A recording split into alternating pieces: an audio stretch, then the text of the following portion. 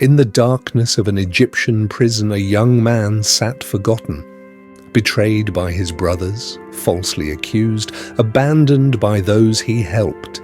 Yet in that cell he would speak words that would echo through eternity. Do not interpretations belong to God? This is the story of Joseph, the dreamer who became a prisoner and the prisoner who became a prince. Joseph was sold into slavery by his own brothers, their hatred burning hotter than their blood. In Egypt, he served faithfully in Potiphar's house, rising to oversee everything his master owned. But when Potiphar's wife falsely accused him, Joseph was thrown into Pharaoh's prison, a place where men were forgotten. Yet even there, in that dark place, the Lord was with him. Two of Pharaoh's servants, his cupbearer and baker, were imprisoned alongside Joseph. One morning, both men looked troubled. "We each had dreams," they said, "but there is no one to interpret them." Joseph's response revealed the foundation of his faith. "Do not interpretations belong to God? Tell me your dreams." The cupbearer spoke first. "I saw a vine with 3 branches. It budded, blossomed, and produced grapes. I pressed them into Pharaoh's cup." Joseph listened, and God gave him understanding. "In 3 days, Pharaoh will restore you to your position." Then Joseph made a request. "When it goes well with you, remember me. Mention me to Pharaoh and get me out of this prison." The baker, encouraged, shared his dream. "I saw 3 baskets of bread on my head, but birds were eating from them." Joseph's face grew solemn. "In 3 days, Pharaoh will execute you." 3 days later, everything happened exactly as Joseph said. The cupbearer was restored. The baker was executed. But in the palace, celebrating his freedom, the cupbearer forgot Joseph completely. 2 more years passed. Then Pharaoh himself had troubling dreams. 7 fat cows were devoured by 7 gaunt cows.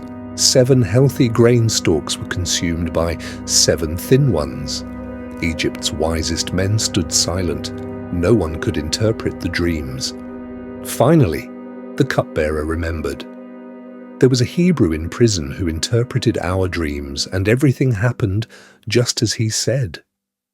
Pharaoh summoned Joseph immediately. Standing before the most powerful man in the world, Joseph was offered the chance to claim greatness for himself. Instead, he said, "I cannot do it, but God will give Pharaoh the answer he desires." Joseph listened to the dreams, and God revealed their meaning. 7 years of abundance are coming to Egypt, followed by 7 years of devastating famine. The dream came twice because God has firmly decided this, and it will happen soon. Then Joseph offered counsel.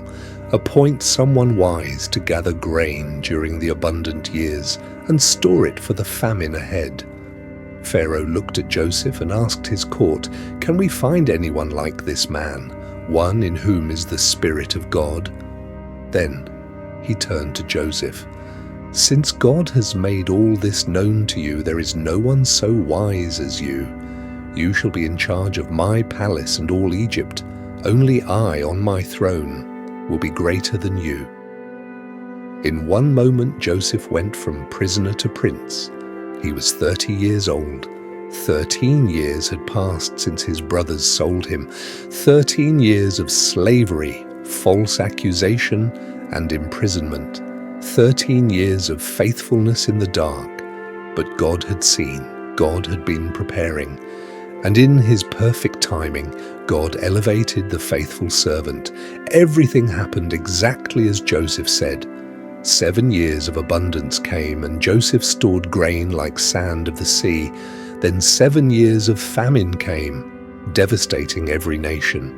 But Egypt had food, and people from all over the world came to Joseph to survive. The dreams had been fulfilled, the interpretation had proven true. And through it all, God's purposes were being accomplished. What do we learn from Joseph? We learn that faithfulness in obscurity prepares us for responsibility in visibility. We learn that interpretations belong to God. Wisdom is not our achievement, but His gift.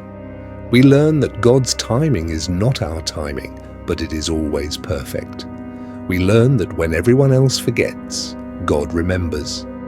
The cupbearer forgot Joseph, but God did not. 2 years passed in human forgetfulness, but not one moment passed outside divine awareness. Joseph trusted God, not because circumstances confirmed his presence, but because God's character guaranteed his faithfulness.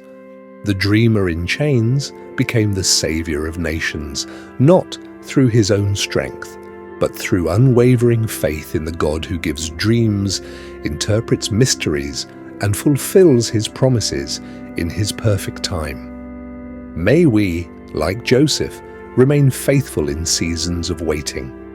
May we trust God's timing even when it makes no sense. And may we remember that no suffering is wasted, no faithfulness goes unseen, and no promise of God will fail. The Lord does not forget His servants. He remembers. He prepares.